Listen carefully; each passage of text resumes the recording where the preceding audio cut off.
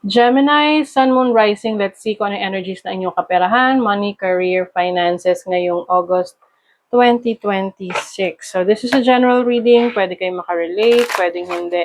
Just take what resonates. Another reminder, I will not message you or follow you para mag-offer ng services. No? So mag-ingat kayo sa mga fake accounts and scammers. Yung mga nagme-message dyan, nagpapanggap na Mr. Queen PH.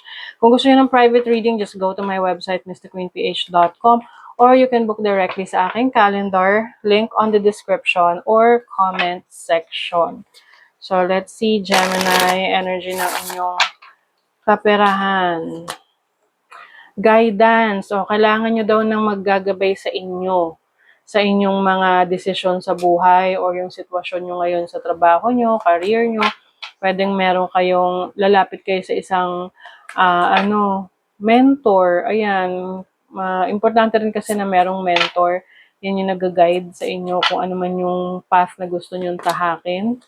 Merong celebration dito, so maaring meron kang mga certain achievement sa iyong career, business, finances ngayong August, may isi-celebrate ka. And then, merong storm na ko. Okay, parang mixed mixed emotions ang energy ng inyong money, career, finances ngayong August, Gemini. So, meron ditong kailangan kang paghandaan. No? Maaring merong challenging situation sa trabaho, sa business, sa career mo. Kaya nangangailangan ka ng guidance. And I think, no, would rejoice here, ibig sabihin, kahit may pagsubok, as long as merong nag-guide sa'yo, you are open to guidance, ma-overcome mo yan. No? Malalagpasan mo yan. Overall energy, King of Wands. Yung iba sa inyo, Gemini, maaari kasing padalos-dalos rin kayo pagdating sa mga actions na gagawin nyo sa trabaho, career, business, kung kayo ay may decision making. So make sure na meron din kayong kinukuhang idea or advice galing sa iba.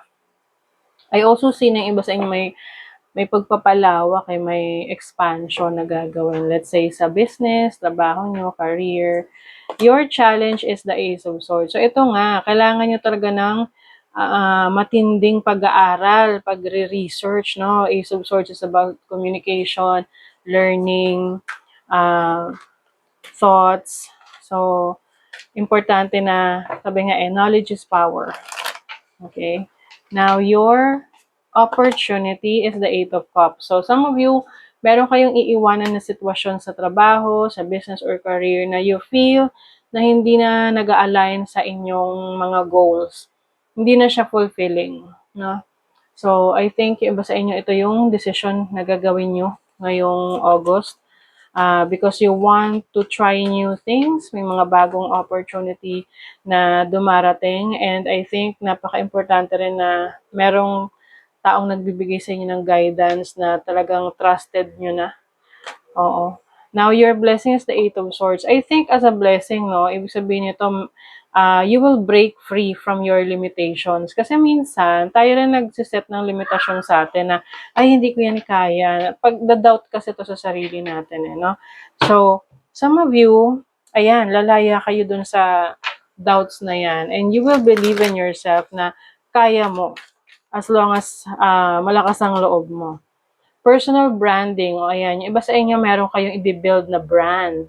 Or not necessarily brand na may pangalan or what, no, but how you present yourself to the world. Whether this is just in a company or kung may business ka, kung nasa social media ka, meron kang signature, kumbaga. Kung paano kanila ma-identify ng mga customers mo or followers mo. And you will also focus on financial independence. Oo, mag-i-increase ka ng income mo. Dadamihan mo ang iyong sources of income. Pwedeng merong multiple sources of income for you. That's why, sabi ko kanina, mag-i-expand ka. And then, negotiation skills, napaka-importante rin nito na marunong ka makapag-usap sa ibang tao, no? Kumbaga, hindi porket sinabi na, ganitong amount ang presyo niyan. Kailangan marunong kang tumawad para makatipid ka, 'di ba? Oo. Kahit naman nasa hindi sa pera 'yan, It can be sa trabaho, sa isang deal na papasukin mo, importante is magaling ka ring mag-negotiate para makuha mo yung gusto mo.